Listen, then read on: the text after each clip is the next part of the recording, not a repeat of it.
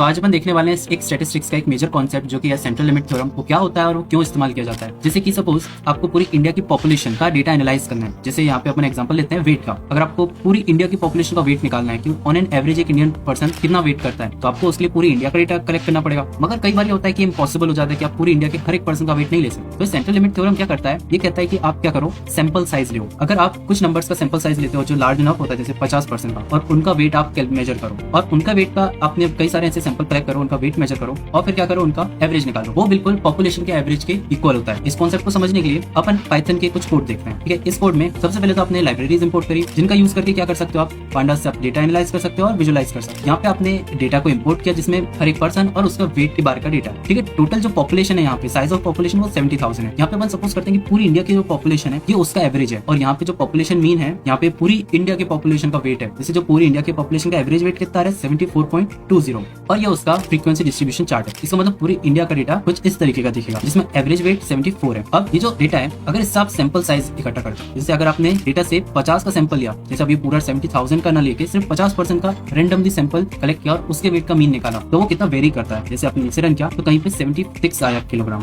कहीं पे फिर से रन किया तो 73 आया। आपने रेंडमली सैंपल कलेक्ट कर रहे हो और कहीं पे आता है 70 किलो। तो ये जो सैंपल साइज होता है, ये क्या होता है, ये बहुत वेरी करता है सैंपल से, पॉपुलेशन से। बल्कि पॉपुलेशन क्या है, 74 है। तो आप क्या करते हो, ऐसे ही कई सारे सैंपल साइज कलेक्ट करते हो। जैसे यहाँ पे अपन ने 1000 सैंपल साइज कलेक्ट करे डेटा से, 50-50 के सैंपल थे और उनका एवरेज निकाला। ठीक है, जैसे आपने यहाँ पे एवरेज निकाला और फिर क्या किया, उनको प्लॉट कर दिया, उनका एक फ्रीक्वेंसी डिस्ट्रीब्यूशन चार्ट। जैसे आपने प्लॉट किया, आपको एक बेल शेप कर्व मिलता है और इसका जो मीडियन निकलता है, वो मीडियन किसकी इक्वल रहेगा, वो रहता है यहाँ पे पॉपुलेशन मीन के। जैसे यहाँ पे जो मीडियन निकला वो 74.025। यहाँ पे अपन ने पूरी पॉपुलेशन का डेटा एनालाइज नहीं किया, यहाँ पे अपन ने सिर्फ सैंपल्स का डेटा एनालाइज किया और उसका जो एवरेज आया वो नियरली किसके इक्वल आया, वो पॉपुलेशन मीन के इक्वल आया। जैसे यहाँ पे जो पॉपुलेशन था वो 74.2 था, तो काफी ज्यादा नियर आता है आपके पॉपुलेशन मीन के। इसलिए सेंट्रल लिमिट थ्योरम का यूज किया जाता है जहाँ बहुत लार्ज अमाउंट ऑफ पॉपुलेशन को एनालाइज करना रहता है, मगर आप सिर्फ सैंपल्स के थ्रू उसको डेटा को एनालाइज करें। ऐसी टिप्स और ट्रिक्स, नई चीजों जानने के लिए आप फॉलो कर सकते हो, पेज को फॉलो कीजिए और like and subscribe and follow for more tips.